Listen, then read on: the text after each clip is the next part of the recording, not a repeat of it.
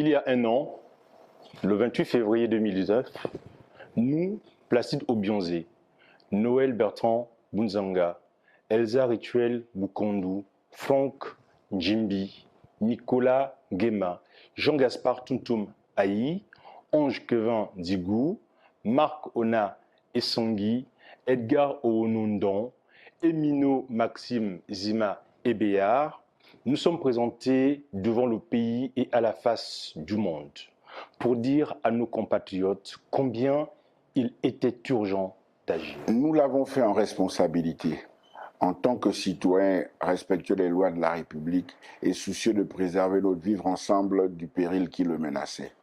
Nous l'avons fait parce que depuis le 24 octobre 2018 et l'accident vasculaire et cérébral dont a été victime Ali Bongo, chaque Gabonaise et chaque Gabonais, quel qu'il soit, se posait cette question sans pouvoir y apporter de réponse. Qui dirige le Gabon? Le monde entier, lui aussi, se posait la même question avec gravité et inquiétude. Alors qu'Ali Bongo était depuis des mois en incapacité d'assumer les charges de sa fonction, l'imposture s'est progressivement installée au sommet de l'État au vu au su de tous. Soucieux de l'urgence du retour à un fonctionnement conforme de la Constitution, nous avons saisi les institutions de la République, notamment le Sénat, l'Assemblée nationale, le gouvernement, la Cour constitutionnelle et la justice, afin qu'elles prennent leurs responsabilités.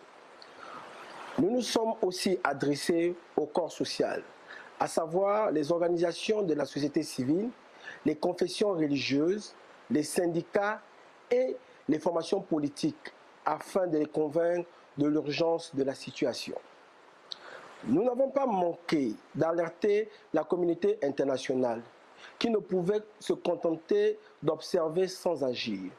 Et parce que cette situation concerne au premier chef chaque Gabonaise et chaque Gabonais, nous nous sommes directement adressés à nos compatriotes et avons, à de nombreuses occasions, échangé avec eux.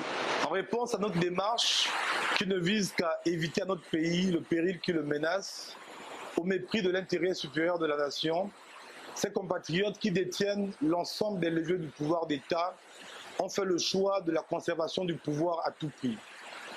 Ces femmes et ces hommes ont fait le choix du déni et de la compromission. Confrontés à notre insistance et notre détermination, ils ont répondu par l'intimidation et la menace. Le déni dans lequel se sont enfermés les responsables de nos institutions n'a pas suffi à faire disparaître la menace qui justifiait notre appel, bien au contraire. Dans les mois qui ont suivi, et jusque dans la période récente, les fondements de la République ont été éprouvés les uns après les autres comme jamais. Alors qu'en République, donc au Gabon, ce sont les institutions qui détiennent le pouvoir d'État et ont seule compétence pour exercer, des fonctionnaires se sont notoirement emparés de la direction du pays, avec la complicité effective du gouvernement, du Parlement et de la Cour constitutionnelle. Plutôt que d'exercer pleinement leur mandat constitutionnel, les responsables de nos institutions ont privilégié la préservation des positions de pouvoir et des avantages qu'ils en tirent. Et cette situation se perpétue comme si l'épisode précédent n'avait servi de leçon à personne et que seule comptait la conservation des acquis. La compromission dans laquelle les institutions de la République se sont abandonnées laissera pour longtemps des traces dans notre pays. Le recours à la photocopie de la signature du président de la République, donc l'usurpation de sa décision, ne peuvent désormais plus être exclus. La reconduction par vidéo depuis Rabat au Maroc des principaux collaborateurs du président de la République, la nomination dans les mêmes conditions du Premier ministre et de son gouvernement ont consacré en janvier 2019 le règne de l'imposture dans notre pays. La question se pose aujourd'hui de savoir dans quelles conditions des officiers supérieurs des forces de défense et de sécurité ont été élevés au grade général en août 2019. La régularité de la désignation des membres de la Cour constitutionnelle le 6 septembre 2019, annoncée dans la presse privée à l'initiative des bénéficiaires, soulève elle aussi les doutes les plus sérieux. Comment un pays fait-il pour se remettre d'une Cour constitutionnelle frauduleusement constituée? Pour l'observateur averti comme pour chaque Gabonaise et chaque Gabonais, c'est l'imposture qui désormais dirige le Gabon. Combien de fois n'avons-nous pas entendu proclamer, depuis un an, le retour définitif d'Ali Bongo se portant désormais bien, et même très bien? Qui peut aujourd'hui contester la réalité que révèlent depuis un an les photos et vidéos, pourtant modélées avec soin par les meilleurs spécialistes en images, dans lesquelles M. Ali Bongo est présenté sous son meilleur jour? Nous devons à la vérité de montrer et de dire que la vacance du pouvoir, plus que jamais, s'impose à notre pays.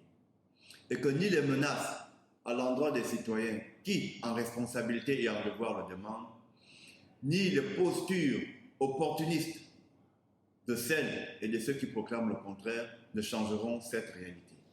Oui, la déclaration de la vacance de la présidence de la République est la seule réponse pacifique et responsable à cette situation de crise sans précédent dans laquelle se trouve notre pays et qui ne profite qu'à la minorité de compatriotes qui a choisi de se servir de cette situation dramatique pour piller les caisses de l'État et se maintenir au pouvoir à tout prix. Mais pour le Gabon, nous disons, agissons, nous vous remercions.